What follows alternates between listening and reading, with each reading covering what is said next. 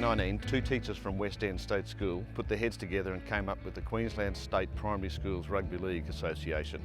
Tonight recognises the last 100 years since those men did that. This whole process is something that caters for them all. Any kid who wants to be part of rugby league, whether he plays for a club or not, gets to come along and have a trial at a district level. Then he gets to come to a regional trial, and some of them make a stateside. Yeah, I think for every primary school footballer you have that dream about playing representative footy.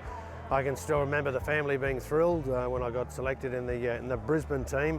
There were the 4-stone 7, 5, 5-7s, and finally we got the opportunity to go ahead and take on New South Wales. Over the years we've become really proud of the fact that a huge number of the players we have at our carnivals go on to bigger and better things in the game. Then we had those kids who were superstars at 12, but for whom that was the peak. That was the best it ever got for them. And they took something away from it as well, because when they were 12, that was their time to shine.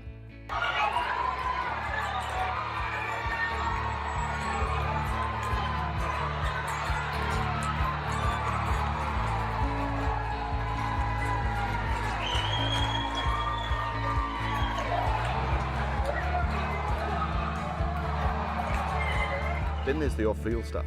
They get to be part of a team, they get to travel, they get to go to places they might not have been to.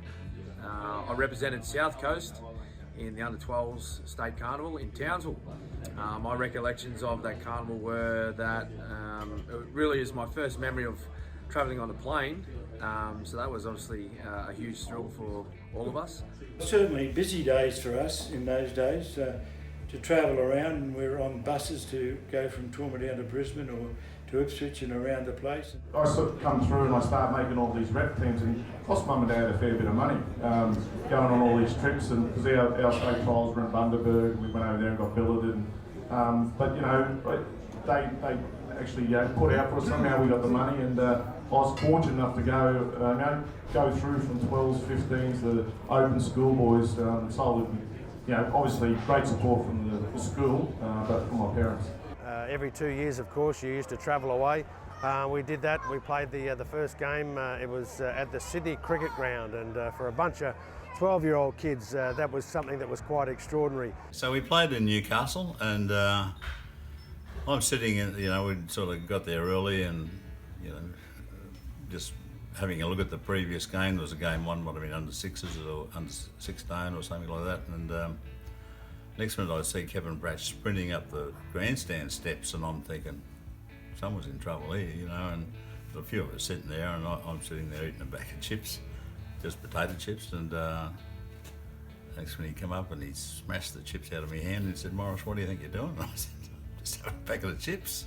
"What's wrong?" He said, "Don't eat that before a game. Get yourself down in the dressing room and get ready for the game." "Yes, sir."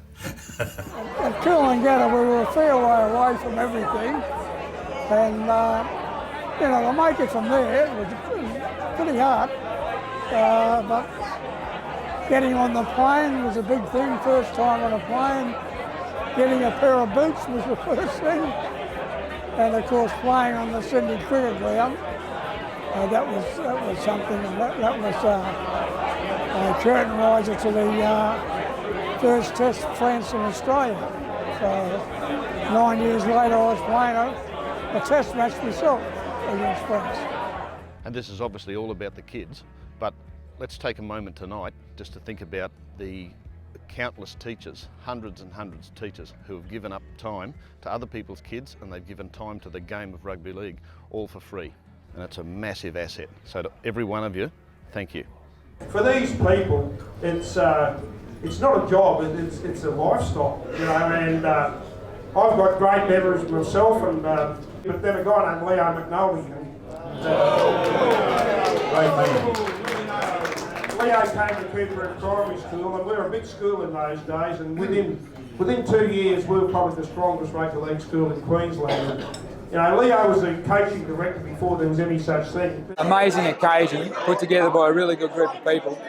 To have the people we have here and the memorability we have here is just amazing. To see that people love this so much that they've kept this stuff for however many years some of it's been around. It's fantastic.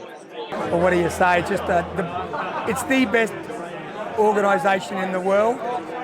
The people involved are the most wonderful, caring people you've ever met, and they're all in it for the right reason. Blow me away. The organisation, the people that are here, just shows you what the teaching body does for primary school students in the state. Working with the talented footballers, with all the young footballers that we do work with, is just the most fantastic experience.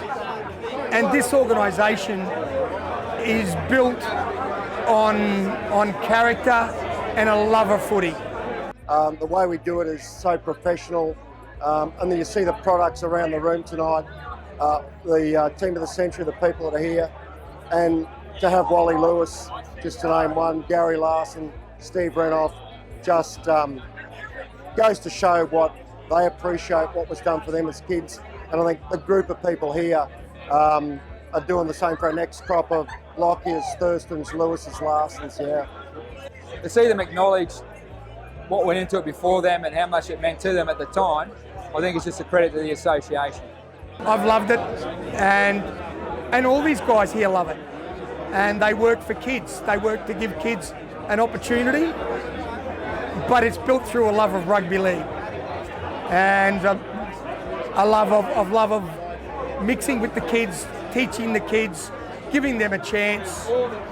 And as I said, it's an organisation filled with the best people you could ever meet.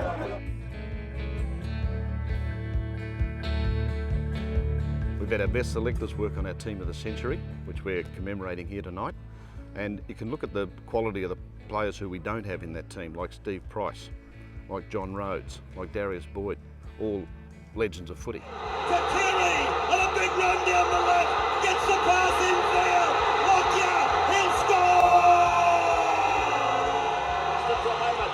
Now, look at this big winger from Queensland making a spirited run down the left flank. Floats the pass for Renoff. Renoff down the touchline.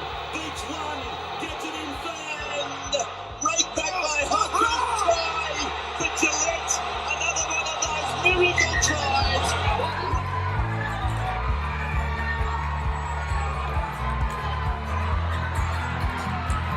Lewis with a stolen ball now. Lewis makes his way up for his reach. Plays Lewis. Can he go all the way? Still there. He goes. Coming back, and that is it. Jay Thurston.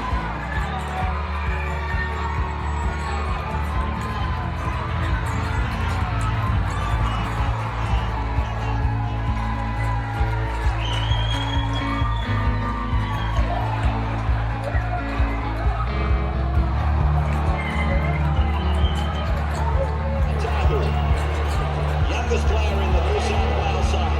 Hodgson around to Keary. Hodgson lassoed by Tallis. Look at Tallis. Look at Tallis. He drags him over and out of the retake it.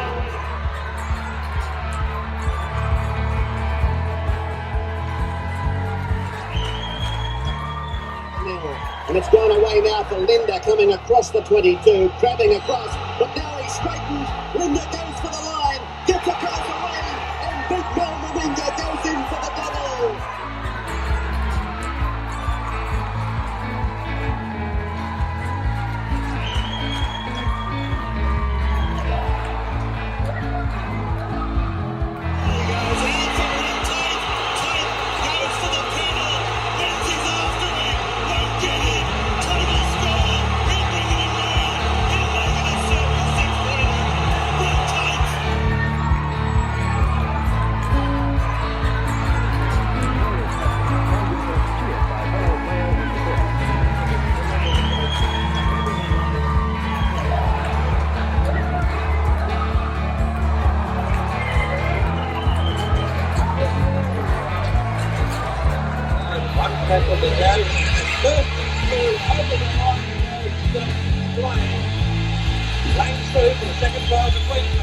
Johnny Lang beats him up the centre. Back to Lang. Sent to the way to Meninga. Yeah, well, I'd probably, they probably didn't do it in those days, but I might have to change the starting side and put Barry Muir at halfback. And number one, he wouldn't stop whinging if he wasn't in the starting side. And number two, I could give him the hook. I'd quite enjoy doing that. And the other thing I'd like to do is ordering Des Morris around, you know. Perfect. I love it. To see the celebrations, not only these players that made the team of the century, but to see and meet the people that are the hands-on, the teachers, and learn a little bit more about the organisation. And it's magnificent organisations that stood the test of time, and it's still producing results. Fantastic for the game. Just very proud to be a part of it all, and this is where it all started. At primary school, it was always done after school with teachers. No, it's a great tribute to the teachers for what they do for the students. That's right, they don't get paid. It's all part of their job, I know, but they go out of their way, and every kid that they try and look after and teach the fundamentals as much as they do is teach. I just think seeing kids succeed outside the classroom and finding those guys who in the classroom might not be that little fella you want to spend a lot of time with, but outside shows discipline, listens to you, and you build respect and a love of the game, and you teach them to be good people. And I think rugby league's very good at that with the rules and restrictions that are in place. It's perfect for making those little fellas a little bit testing, just be a little bit better. It was the beginning for us. I had the dream about continuing that on. Managed to be able to go back there in under 18s and then in first grade football to take part in the famous interstate series and state of origin matches. And believe me, when you got to go out there and represent Queensland in a match where you were being booed onto the Sydney cricket ground, it was the highlight of your life. It really was to be able to go out there, and a moment that I'm still remembering 50 years later.